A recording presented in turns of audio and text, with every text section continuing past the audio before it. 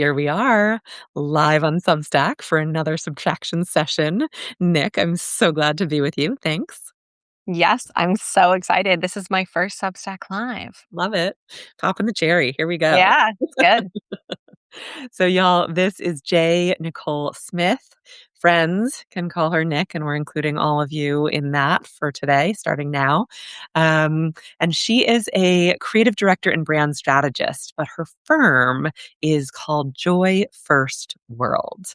And I love knowing as we've gotten to work together that you are on a mission to make a joy first world. Is that right? To help in any way I can. I love it. I love it. And look, we're going to dive into joy and work and some elements of Nick's work there. I will say we got to know each other through your phenomenally efficient and effective AI for branding. Like I dove in. I spent like 6 hours in love with these chat GPTs that she has created out of her brilliance and knowledge of color and branding and imagery and photography. So anyway, we're not going to talk about that today, but I wanted to talk about it because it's phenomenal. So Thank you. Citrus Thank you. AI, reach out to Nick for that. Thank you. Yeah, no, it's really powerful. So we talk about subtraction here, right? And joy has been the theme of this month. So we're ending strong because I love that you have an audit about joy. We're going to dive into my results and your results and invite people to take their own and get their own results.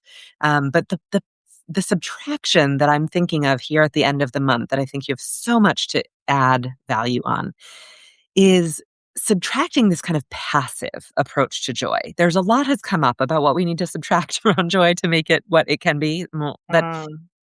But yeah, this like laissez-faire, like, well, it's of course I'm not joyful right now because look around, Yeah. or, well, I'm just not a joyful person, or, there are these kind of passive approaches. And I think you have some really good wisdom and tools actually to get more active, even if getting active means actually being less active. So there's a lot there that we're gonna unpack. Yes. But why joy? I mean, again, you're a photographer, you're a color expert, like to the royals, literally. So you have all these technical skills, and yet joy is your focus. What's that about? I know, weird, right? The bottom line for that, I guess, is that I've been an entrepreneur since I was 20 and I burnt out twice before I was 30. So, alongside my journey of photography, design, creative direction, marketing, and all of that body of work Mm, was that knowing in my body and being, going through that experience of burnout so young and again, and multiple, multiple times. I clearly learned a lot the first time. Um, and knowing, finding a better way to do mm, entrepreneurship. I've mm, always been an entrepreneur. I've never had a corporate gig. It's just what I was born to do. mm, And it's really hard, turns out, especially when you start the way I did and you build two businesses at a time instead of just one. I made it harder on myself.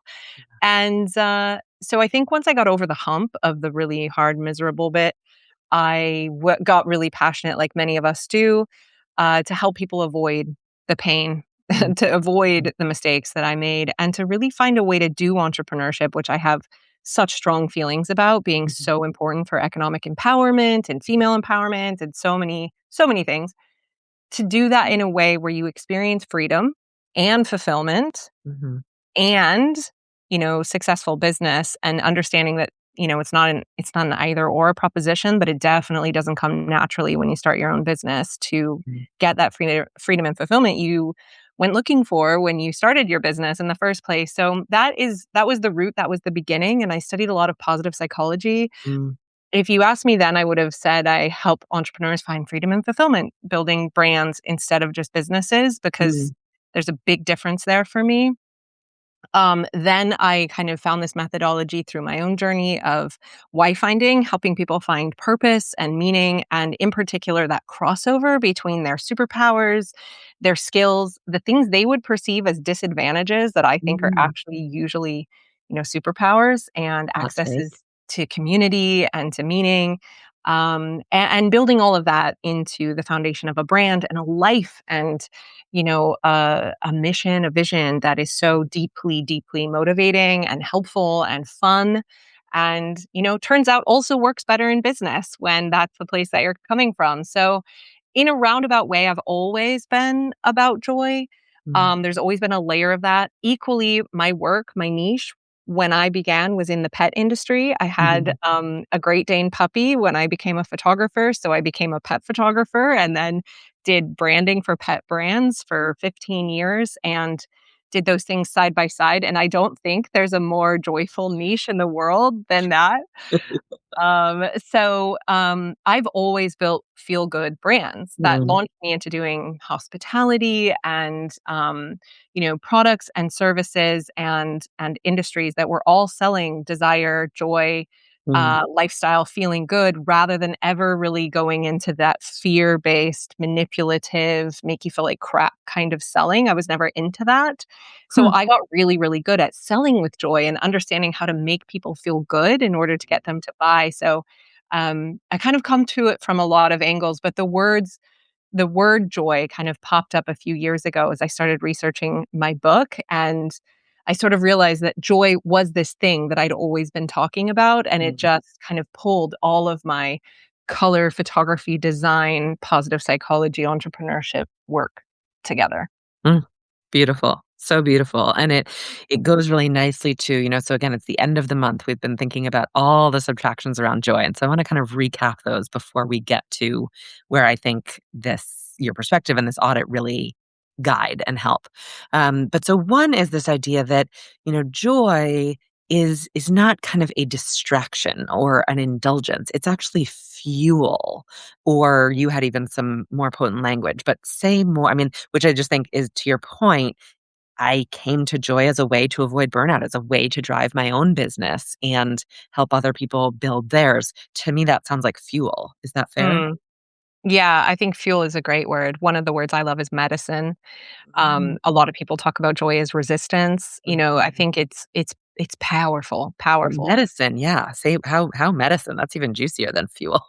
Yeah, I think our perception of joy is there's a lot of perceptions a lot of us share Mm, because of this capitalist patriarchal world we grew up in, where joy isn't valued the same way productivity or wealth or mm, these very tangible levels of success are measured, and so it's not something that's rewarded. It's something that's actually criticized in many ways, and so we start to associate joy with laziness or mm, with extra or something we have to earn once that to-do list is done.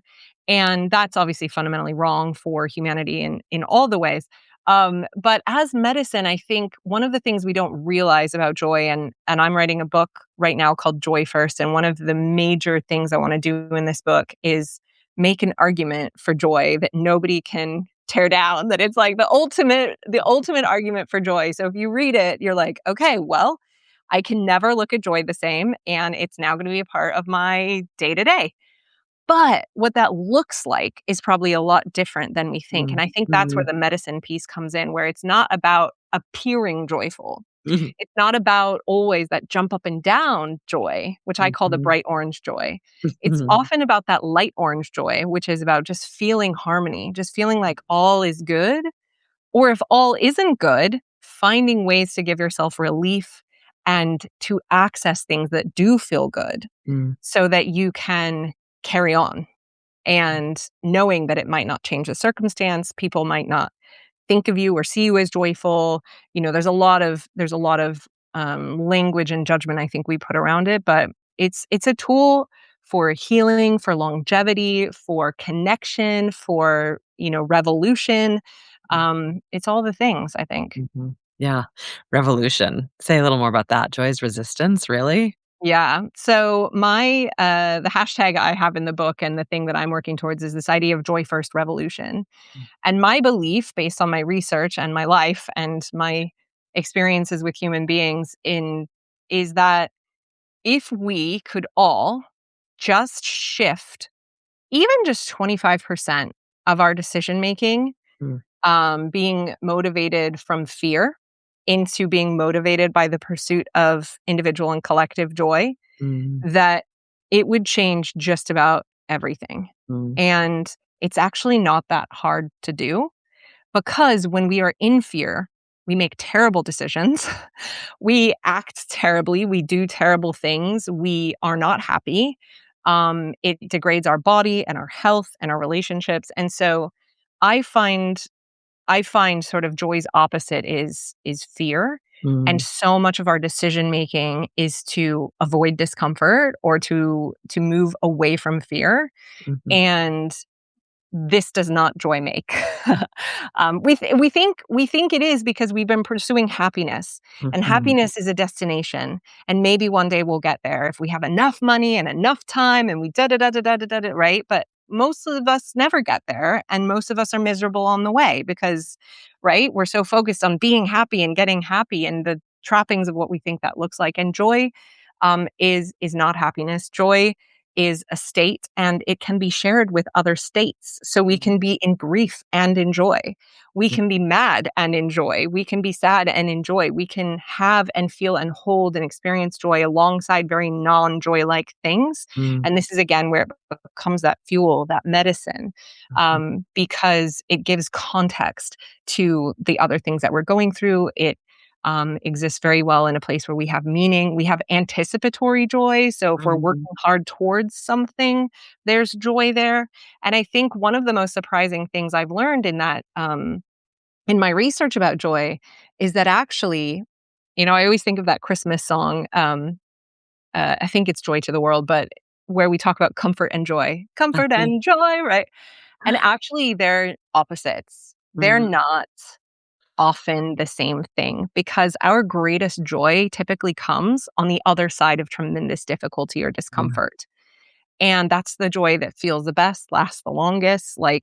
And I think we forget that. And that's one of when I think of the difference between happiness and joy, I really think about the fact that if I'm moving actively towards my discomfort more mm, often, I am mhm, closer to joy. mm, If I am actively working to keep my life small and keep my movement safe to avoid discomfort, I'm working towards happiness and comfort, that is often going to be the opposite mm, of feeling truly alive and finding joy. So mm, I think there's so many roads there, but ultimately the joy as a revolution is an individual act we can all do for ourselves that makes huge collective impact. mm, And the other piece of it is that joy is really contagious. And so mm, if we are filling up on joy, if we're really selfish about our own joy, our kids are getting it, our partners are getting it, our whole family, our whole neighborhood, our schools, our communities.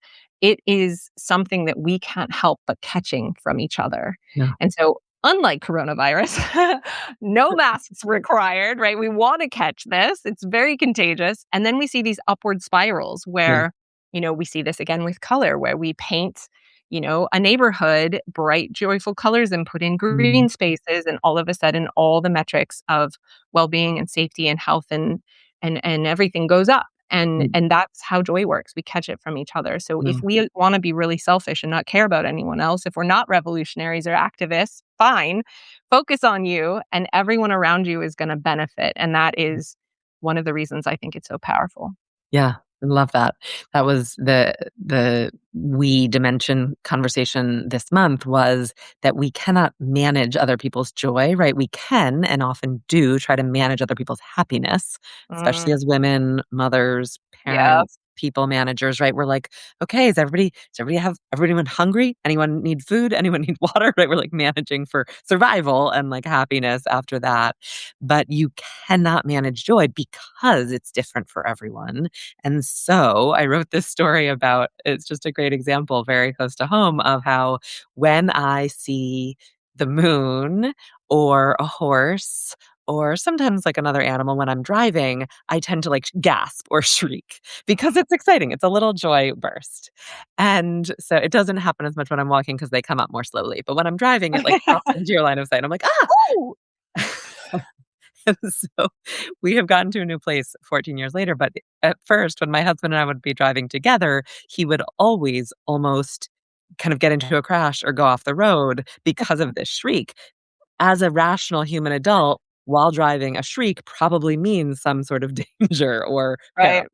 And so I would see them and go, ah, and he would, and then it's become this joke. And so I wrote about how my joy, like he doesn't really care about the moon still, which is fine, right? No offense taken. But my joy and our dynamic of this kind of joke brings now him real joy. And so now we're both in joy because of the moon, because of the shriek, because of the near accident and the memory of our earlier near accident. So anyway, all very funny, but I think that's so true that the contagion and the spread and the generosity of building your own joy practice, not passively, but very Mm. intentionally is real. And I think you mentioned something really important there that's come up a lot in my own reflection and in the research is this idea around control. Mm, And many of us hold very tightly, right? We are white knuckling our way through life. And that control, as many of us logically know, is mm, not connected to our joy or happiness or something we enjoy at all, right? But it's sometimes hard to stop. I think the really important transition that is available to us when we look at, the joy first way or doing anything um, in this way is shifting from control to intentionality mm, and really focusing on being intentional with our behaviors, our activities, our rituals, mm, our X, Y, and Z, and being able to hold it a little bit more lightly mm, what the mm, outcomes are. Because, mm, again, that you can only control what you control. You focus on that and then, leave the rest to God or whatever you believe in. And so this control versus intentionality, I think about these sort of 6 battlegrounds where joy goes to die. And one of them is control versus intentionality and being able to kind of take a breath and let go of the control piece and focus on being intentional. And that's one of the places where I love color as a tool for joy mm, because it's something we can do that's really intentional. And then the impact it has on anyone else, it's up to them. mm. But we know we've set that intention, we've been intentional with our choice, and then we move on with our life and our day. And it's a really good practice, I think, that's a really small, easy place to start. Yeah, very cool. So that battleground came up. I wanna get there. First, just to that individuality piece and, like, who cares what say a little more that, so I think you have a resource because everyone's joy is different. Like, my husband and me and the moon doesn't work for everybody, right? So what resource do you have for folks Yeah, to I think build there's their 2 joy? really important pieces of this. So my grounding, the reason all of this came about is because I work in applied color psychology. And the difference between color psychology and applied color psychology is basically it being applied. So color psychology is like, how blue makes us feel. Applied color psychology is really about the implementation of Mm, using blue to mm, make us feel a certain way. And you can't really find a body, you can't really discuss applied color psychology without discussing the right method, which is the school of thought that I come from, which at its very most simple core is basically there's 4 personality types. All colors can be grouped into 4 types. There's a crossover. It's been researched and tested. It's just statistically significant. And I've certainly found it true in the 20 years I've been working. Um, and what that means is this gives us a really good starting point framework for what your joy is likely to look like mm, based on probably some, personality type features that you have. Not that any of us are a complete archetype for this or that we're all in a tiny little box, but it's a really mm, interesting framework that a lot of people have found helpful. So I have a free quiz. If you go to joyfirstworld.com, you can take the free quiz, find your personality type, and that comes with things like colors that probably will feel good to you. And that's a really nice place to start. The other thing that we have is a joy audit, which I think we're going to talk mhm, about a little bit mhm, today. This is something I have developed over like 10 years, but I've recently tweaked it for this joy first work. And it is basically to help you establish a baseline of where you are at, a pulse, your joy pulse. Like, where are you at right now with your blood pressure as if it were, right, your joy pulse um, for your life. And it has 6 categories, and you can go through and take them all and get a score. mm, And then you can really see category by category, like where is the joy not happening? Where are the gaps? What opportunities do you have that could be mm, really low hanging fruit to feel better? mm, And that is available on our Joy First World Substack. mm. So 2 great places to kind of find really great on ramps to getting more active with Yeah. your joy. Yeah. So good. I went to see Kate Bowler, just wrote Joyful Anyway. She's great. She's a theologian, and she was talking about, and she came to speak at a church here in town. I got to see her, and she says, she was making this point that everyone's joy is different, and she's like, for me, nature doesn't work, Mm. and everyone's kind of like, okay. I mean, we think of like puppies and rainbows and flowers and trees or rainstorms even. I do anyway, but so this was, I was like, oh. And she's like, I mean, and she's a theologian, she's a professor of religion, and we're in a church. And she goes, I see a rainbow and I'm like, come on, God, like try harder. It's like, Okay. fair. That's It's a little awesome. bit blurry. It's a little bit faint. Fair enough. Totally. So good, but it was so liberating of like, yeah, you don't have to love rainbows. Totally fair. Yep, Um, totally true. so the audit is fabulous. And again, I just think like, first, before we get into the meat of it, how did it occur to you to make an audit about joy? Like, this is kind of oxymoronic in some way. Yeah, it's true, yeah. Well, for a couple of reasons. One is as I've run these programs for entrepreneurs, I've always had what I used to call a happiness quiz. Mm, And that was to give them a baseline. And the reason for that is when it's tough and we feel like crap, and then we feel better, we forget how crap we felt. And so I think really helping people reflect on the progress that they're making is a joy maker. It helps us feel much better if we're not to the destination yet about the progress that we're making. So comparing ourselves to ourselves instead of everybody else is a really important part of growth. And so for 10 years, I've always had people in my programs do a happiness quiz at the beginning and do it midway and at the end and mm, see what has improved. And as I started doing the joy work and the research for the book, I modified it slightly to incorporate more around environment, which mm, I didn't think there was enough around because it's such a strong predictor of how we feel. And kind of shifting some of the language with the research I have now around joy to give us a joy baseline. And I think it's also a really nice way to understand joy that it's connected to how financially stable and safe we feel. It's connected to our mm, relationships. It's everything, right? mm, It's not just a joy category. It's like it's everywhere. And I think I just am a believer as someone who has done, primary research and as someone who is kind of sciencey geeky that having a baseline mm, for something is helpful when you're trying to actively measure or grow. mm, And so I think for people who want to kind of embark on any kind of joy first journey, knowing where you are now and knowing that it's cyclical, right? We're not going for all upward trends here. We're going for the reality that everything in nature goes in cycles. And that means things go down and they go up and they go down and they go up. But every time you take the audit, it can give you a next step, which mm, I think is really, really nice when you're feeling overwhelmed or like you don't know where to start or you feel like it's all bad. It's nice to have a really practical thing in front of you that says, start here. This is something really simple you could do that probably will have a really measurable impact on your daily joy. And then that feels the next thing and that feels the next thing. And you take the audit again in 3 months and you're like, oh, damn, I got 20 more points. Woo! totally. Totally. And yeah, I think that was exactly, I love it also because it fits into, I talk about stop, drop, and roll. To get to subtract, we have to first stop and get some baseline data. And sometimes that's literally a body scan or, our own journal entries qualitatively or customer data and revenue Yeah. quantitatively, whatever, all of that counts. And I think this joy audit is a perfect tool for a stop if somebody's looking for to figure out what to let go of. And indeed, one of my main recommendations was this idea of control, of subtracting control.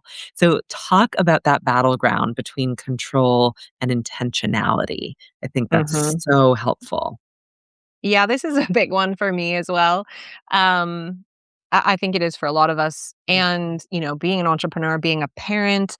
The other thing that's really come out of my research, and this is really who I'm writing the book for, I've discovered is this generation of women mm, who are among the first to be told, you can do anything.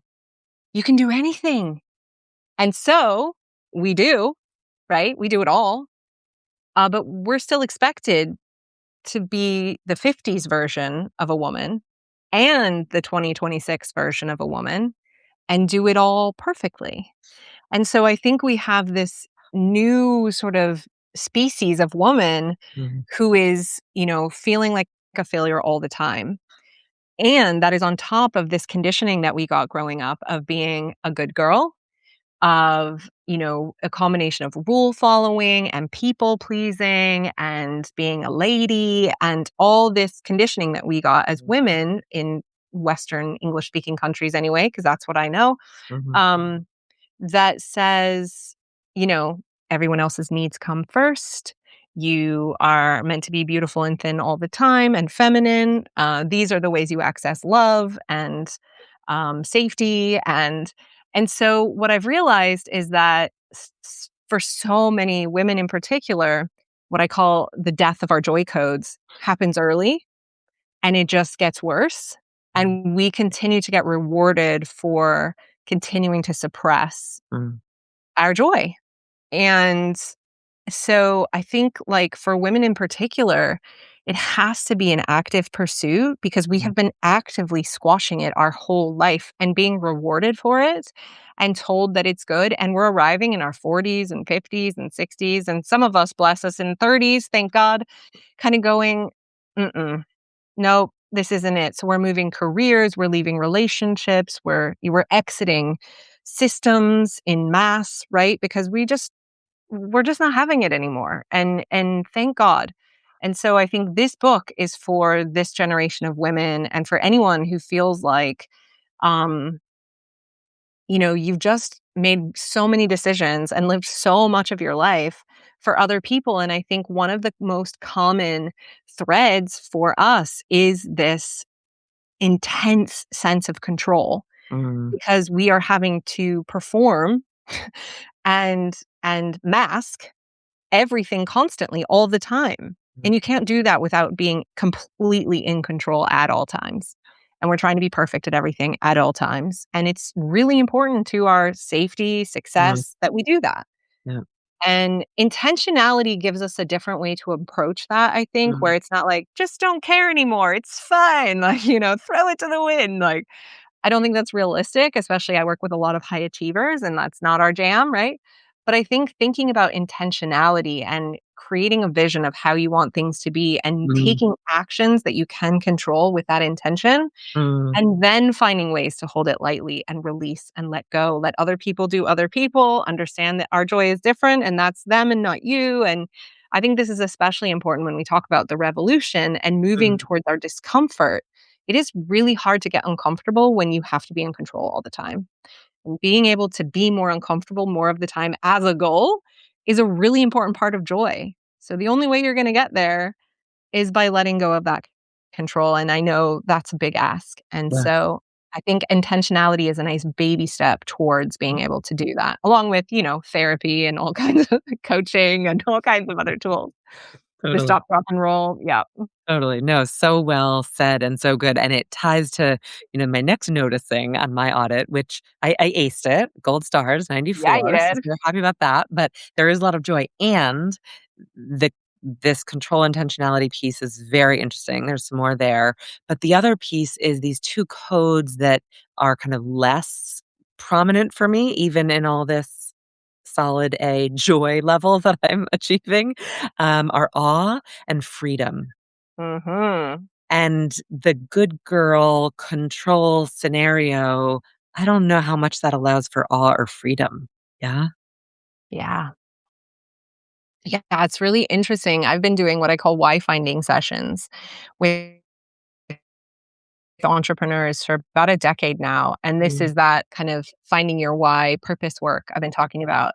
And one of the things that is not a surprise, but I still find interesting is that basically every session all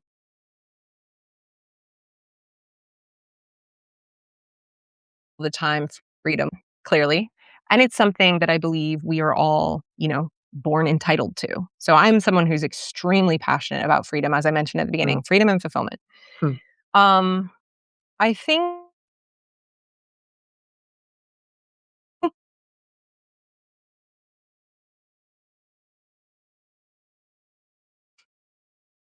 sorry, am I stalling? Yeah, Am I it's still with you? gapping a little bit. Is it Mm, yeah. Now now it sounds more Um, fluid. Now you're back. I think my computer is probably very hot and No. grumpy. Heat wave symptoms.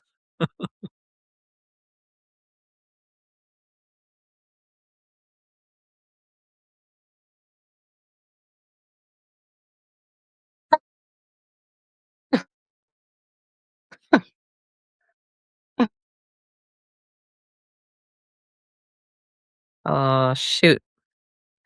We lost Nick. Let's see if she comes back.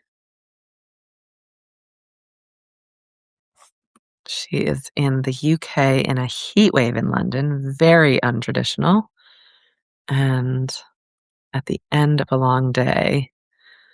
So let us see. I'm checking my email to see if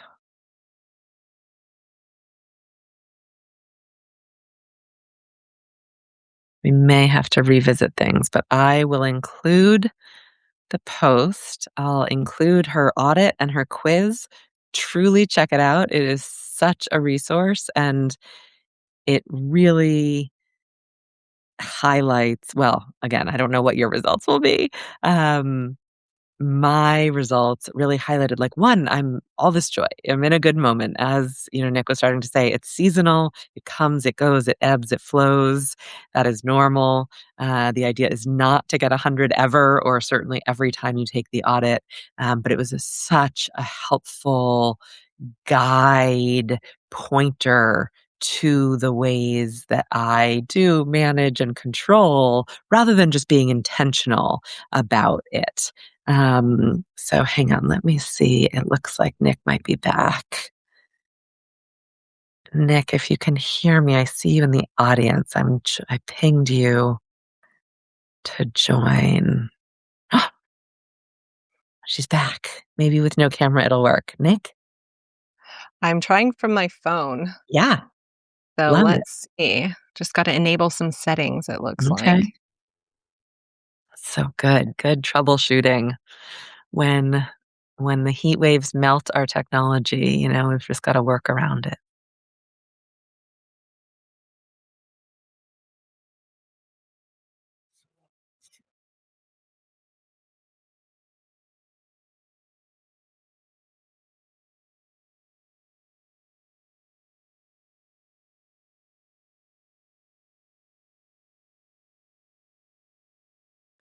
We are waiting for Nick to come back, hopefully on her phone. There she is.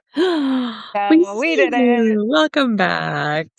Thank you. Sorry about that. No Hopefully this worries. will work. No worries. I was just giving a quick in case we lost you, just again shouting out the audit for me pointing out, which who knows what it'll point out for folks when they take it, but this really gray and helpful distinction between controlling versus being intentional about joy. And I realize this idea of awe and wonder. Um, I'm good at joy, and sometimes it's pretty full-bodied and unrestrained. But I don't know. This really made me think. How often is it performed not in the yes or no sense, am I joyful or am I like shoving down grief Mm, and bad emotion and trying to put on a pretty face? No, that's not it. I don't do that anymore, thankfully. Um, but the right manifestation of joy, the right mm, source of joy, the right level or volume of joy, I can catch myself managing the joy in mhm. that way. Yeah, so that brings us back to our control and freedom, doesn't it? Yeah. Where and I totally resonate with this because I am like this as well, but I think there is definitely a relationship between how out of control we will allow ourselves to be. Mhm. And I think a lot of that is connected to discomfort, right? How often are we climbing the really tall mountain to get the view at the top? Actively in my life, I can think of so many times where I'm just like, I just don't care enough about the view to climb the mountain. Like, I just don't. It's not my thing. And my husband is a cyclist and he climbs mountains. He does the Alps, he does the Pyrenees, he does painful things on a bike for hours and hours at a time. And I until I started studying joy, I just didn't understand it. I was just like, I don't understand why you would put yourself in that much physical pain for that Mhm. long. I don't get it. It's Yeah, just like yeah, so not me. Um, and I get it now. Like yeah, now I get it yeah. because again, our joy is all different. I don't have to get on a bike and climb a mountain to find my joy. That's not my thing. It is his joy and that's great. But I Mm, think finding opportunities to get really uncomfortable, whatever mm, your version of that is, mine will never ever be a bike. For me, it's horses. So like I notice that I've always loved horses. I love riding, but I notice that I'm always holding tremendous fear mm. um, and discomfort alongside that joy where it's like, you never know what's going to happen. I'm scared of falling off. I have kids now. I have a 44-year-old body. Like, like it's a lot more complicated now than it was when I was younger, flying through the washes on bareback, but um, that's a really good example for me, I think, of like something Mm, that I find really actually quite scary mm, that I love. And it feels hard and challenging and uncomfortable. And there's fear. And I get that awe, I get that freedom, I get a mhm. bunch of those other joy codes ticked off at the same time. So I think probably, nature is always a really good one to give us that awe. If you're someone who likes nature, which clearly not everybody does. I think kids can do that, animals can Mm, do that, right? There's so many spontaneous sources of awe if we let ourselves be uncomfortable enough mm, to reach them. Like I always say all the time, like having dogs and having kids on paper, what a terrible idea. Like if you were to add that up on paper, there's nothing about that equation that makes any sense, so right? It's true. messy, it's expensive, they die. Like it's such a bad idea. And yet, the joy reward on the other side of that is something you only Non-stress. understand if you get it, right? If you Yeah, know, you know. yeah, And so I think almost always that awe and that freedom it has to come on the other side of being willing to get really uncomfortable. yeah. It's such a helpful connect that I hadn't quite made that, I knew joy resonated as a topic and fit with subtraction. There's a lot there, but I think this point is that, it can be hard to like, I'm not opposed to effort or excellence by any stretch of the imagination, right? I'm not kind of with the subtraction thing, like, least first, right? The horse wisdom, which we share, that's a huge part of my work, is conserving energy, right? And so, but the it's not about always doing the least necessary. It's about figuring out when it's most worth it, right? So I talk about it from an impact perspective of what is your 1/8 billionth of healing the world. If and when it aligns with that, great. But when it's these other things, it's actually dilutive to your real impact. And so subtract that. Mm, And this is a brilliant framing of course, if it's a joy driver for you, go deep, stay up late, overwork, right? Do not shrink back from that. Do the scary thing, put yourself out there. Absolutely. But if it's not a joy driver, but maybe looks good or laudable or gold mm, stars were issued from 4 to 24 when you did it, it's hard to think about letting go of that or subtracting. And so another reason why I'm going to really want to flesh out that thread maybe for the book.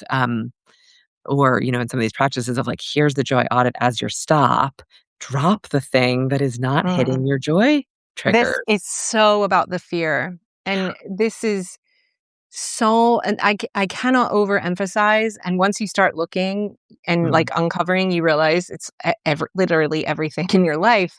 For so many of us, so much of what we do is motivated by fear that we wouldn't acknowledge or notice or name as fear. So mhm, perfectionism is obviously fear. Um, our need for safety, security, stability is mhm, fear. Like some of it is so logical and practical. Our obsession with productivity is fear. mhm, Like so much of everything we do and the way we choose to spend our time and the way we interact with people and the things we yeah, choose to do and not to do and the way we spend our time, like so much of it is fear. mm, mm, And the more you start asking yourself, so the joy first protocol is basically find, choose, and share joy every mm, day. mm, That's the methodology. That's it. It's very simple, mhm, but it requires you to first find. And to mm, find, you have to be looking. yeah, And when you start looking at all the ways that you are ignoring, not Mm, allowing. mm, You end up with a lot of, gratitude when you're mm. looking for joy, especially if things are really hard. You're like, okay, where's the joy here? I know it's got to be somewhere. And I think that's how this fear starts to get revealed to us, where we're just like, if I'm looking for joy instead of proof of what I'm scared of Mm, is happening, yeah, right? Then it changes the mm, conversation, and you get the proof you're looking for, right? So if you're yeah, looking for joy, you're going to mm, find it. If you're looking for something to be scared of, and there's plenty, you're going to find it. And where do we want to spend our energy? mhm, And that might sound naive. Talking about a joy first world, I think, can sound very naive. But when you realize it comes down to just a few small decisions every day, and if we were all doing that, mm, I'm crazy enough to believe that if we were all wearing the colors that made us feel joyful and had joyful colors in our environments for each of us, that could change a lot. yeah, yeah, And so I think it is actually quite simple. yeah. Before we wrap, first of all, your Joy Audit. What were the headlines Oh, when you yeah. did it for yourself? Yeah, my Joy Audit was not a surprise. So I have a podcast called the Joy First Podcast, and this season is season 4. I'm going all year this season talking about this audit and what I'm doing. So I'm kind of taking my own advice and showing you what joy looks like for in the messy middle, right? Mm, 44, perimenopause, kids, business, all of it. And I've been struggling with perimenopause. mm, So I knew I was not in a great place. And I had a really difficult year in business last year. So I mhm, knew that was also a challenge. And so when I took the Joy Audit this time, I got 75. And my big headlines were in vitality mm, and in money, safety, and stability. mhm, And I think for me right now in my life, there's so many ways in my body I'm not feeling safe. Some of them are real, some of them are not real, right? Just with, anxiety and just feeling like everything's a bit upside down that way. mm, I knew those were going to be the places I really needed to mm, focus, and the audit revealed that to me for sure. mm, But what was nice was to be able to kind of get some really actionable first steps. Seeing it in the light of day, seeing it written down was mm, like, this is actually pretty bad. And I really need to do something about it. Like, I can't just later put it off. mm, So, mm, like, there's appointments with doctors made. And like, I've started, getting back into my gym routine, started taking longer walks again. Like, there were things that I had just let go that I mm, needed to pick up again. And this gave me a really good reason to do that because for some reason, taking the quiz again, the audit again in like 3 months is very motivating. Like, what's my score going to be in 3 months? uh-huh, Um, and so I talk about that stuff on the Substack and what I'm doing in mm, particular with like what's come up for me, what's working, what's not working, what am I trying, what am I doing? mm, Um, to kind of, yeah, go behind the scenes of like, I think it's so easy. Like, I realized last year that I was really struggling to talk about this stuff because I felt mm, like such an imposter. mhm, Because I was like, I'm the joy expert and I do not feel joyful. I do not feel good. Like, how am I supposed to do this? And I realized that that's all of us, yeah, and that what I'm trying to like spread and share and give and teach mm, is that it's mm, not about the destination. It's about the messy middle. mhm, And I couldn't find the words. So I was like, I'm just going to have to share my own journey because I'm the expert and this is what it looks like for me. yeah, And it is not about a destination. It is yeah, about a practice and it is about having tools, practical tools that do not add to our to-do list, yeah, which is already too full, yeah, to find, choose, and share joy. The yeah, reason I love color so much is it allows us to do all of that every day without thinking about anything else. uh-huh, So for me, just interesting. intention around what I wear and how I use color in my life and doing things like actually coloring. I actually color now. That's a thing I do. Um, has been so powerful. Changing some of the Mhm, colors in my home to be more supportive yeah, is such a powerful, easy way to start. And it's so accessible. mhm, mm, so interesting. One thing that occurs to me, I'll have to play with it more, but I'm curious for your immediate reaction, is that one of the things maybe we need to subtract from joy is positivity. Oh, God, yeah. Like, it's Mhm. actually kind of valence neutral almost, right? If we look at it as a fuel, as a medicine, it's positive in the sense that it enables us to get through the day and to see hope and to see connection and spread it with other people. But in and of itself, it's like solar power or something. Like it's just a means to an end almost. Yeah, I think obviously there's such a bad rap with like toxic positivity Right. and appearing positive and performative positivity. I think there's a really interesting school of thought around positive intelligence Mm, and actually rewiring our brain through there's a whole body of work around positive intelligence around basically rewiring our brain to default to more positive thinking, mhm, not in a performative, toxic way, mhm. in a neurological way, which I think is so interesting, and I'm really into that.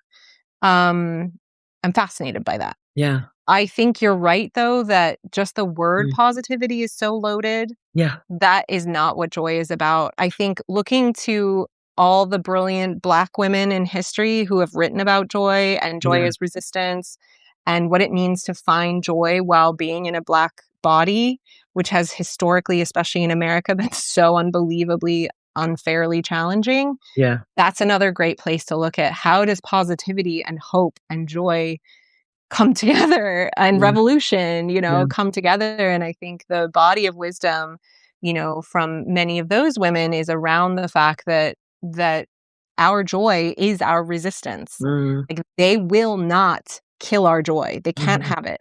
And mhm, I think when you think about like I sometimes will think about protecting my peace of mind. mm, And I don't think of that as a not caring, numbing out, not mhm, involving myself in things now. I think of it as being engaged and in the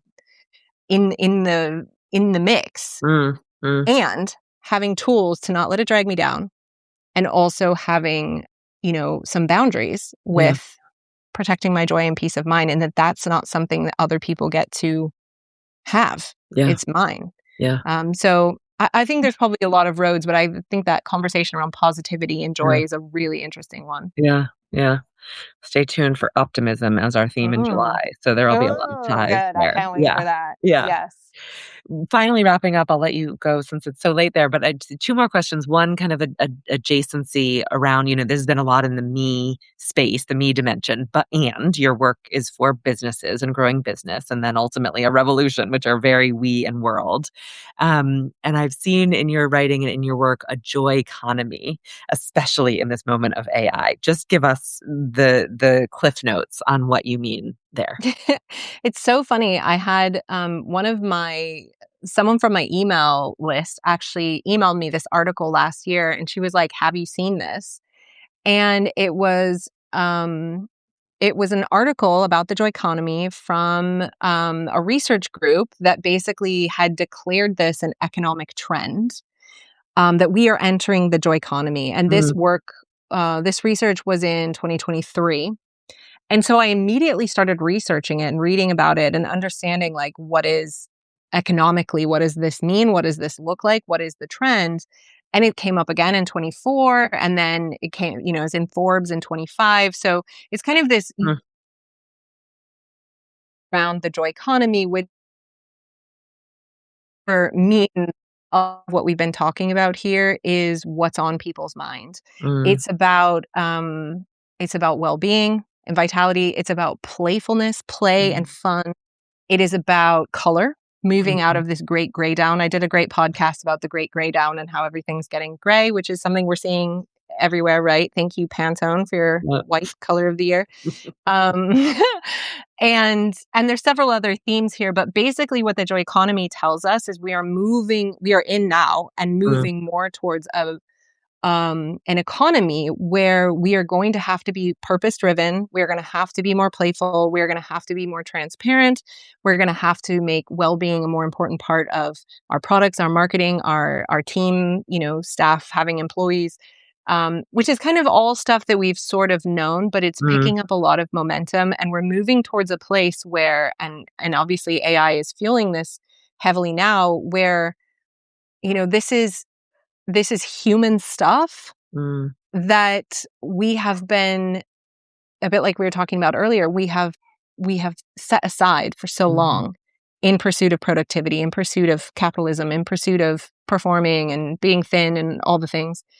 And I think COVID was a big wake up call. I think a lot of this is off the back of COVID and the quiet Mm, quitting and people not wanting to go back into offices and starting to ask big questions mm, about, is this actually what I want? Like mhm, that maybe we weren't asking before. And now as we face mm, what AI is doing to everything, right? The economy, jobs, medicine, education, small business, big business. I think it's got people asking big questions again. mm, And, consumers have just learned how to boycott again. mm, And so we've seen that, in the last couple of years taking up a lot of news, and companies are on notice that people are starting to figure out how to use their money as mhm, their voice.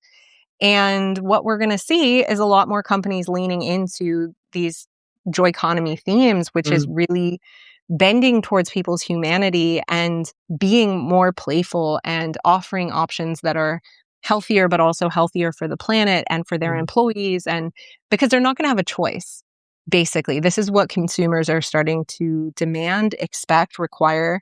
yeah, And it's great for me because this is what I've been doing all along. So for me, I'm like, it has a word. It has a name now. I am building brands for the joy economy. That is what I do. It makes so much sense because this is how I've always built brands, purpose yeah, at the center, joy first branding, which is really about, making people feel good and not feel like crap about themselves. The list goes on and on, but that's the sort of synopsis of the joy mm, economy. I have some episodes cool. about it on the podcast if anyone's interested to look back. Perfect. Perfect. Well, thank you so much. This has been a delight. The closing nugget for everybody, and it can be kind of maybe a preview of something you have talked about in your own journey on the pod. But um, the audit for me was that it wasn't about more joy. I'm at a 94, good job, but it's less curation, less management. Mm, I am very proud and committed to my intentional living, right? Subtraction is really all about curation. And so I'm very committed to that. And I hear you. I hear this feedback on the audit. A tip, some tips, some starting mm. places to let it be maybe more inefficient or messy or free. Yeah, oh, messy is such a good word, isn't it? I'm with that word a lot right now. I think for me, again, different for everyone. I think the starting point really is actively seeking more opportunities to get uncomfortable. Mm, I think mm, that is one I've really struggled with. And also the other theme I'm noticing for myself right now is I'm going smaller and slower. mm, That is a theme that has come up a lot in what I'm really feeling drawn towards. I'm mm, doing local in-person networking instead of being in mm, a big online mastermind. I'm mm, starting to do in-person color consultations for mm, people who live, within 10 miles of me instead of just doing all this online stuff. And, mm, you know, most of my clients don't even live in the same country as me. So this is like different, right? Different than what I've been doing for yeah. over a decade. And I think for me, that it's like going back to basics in a lot Mm, of ways has mm, been a really good start to letting go, getting messy, simplifying, feeling safe because it seems like more sustainable than a lot of mm, all the quickly changing stuff. So mm, I don't know, maybe there's mm. something in back to basics, slow and small, and actively trying to get more uncomfortable. Like in a given situation, like I could do this or I could do that. This would definitely be more comfortable. Should I try it? Is there joy there? Could there be joy there? Yeah, Especially with the little small anxieties that yeah, we have. yeah, Um, yeah, I think it's especially with other people, yeah, uh, and socially, I think it's important. yeah. Beautiful. All right. Challenge accepted. See how you go. Stay tuned. Stay tuned. Really, Nick, thank you so much. Just so helpful and so honest and so specific, but also revolutionary. So I really appreciate all the dimensions of the work and a really fun conversation. Thank you for being with us. And all the Thank things you. will be in the post that will go live in a few hours. So you can find Brilliant. Nick from all the different channels, whether it's branding or color or joy, quiz or audit or all of the above. Yeah, encourage you to find her and get her in your life one way or another. Cool. Thank you so much for having me, Nell. And Pleasure. through the London heat wave and tech meltdowns, it's been a delight and really enjoyed it. So thank you. Absolutely. More to come. See ya. Now, everybody, thanks for being with us. Bye bye.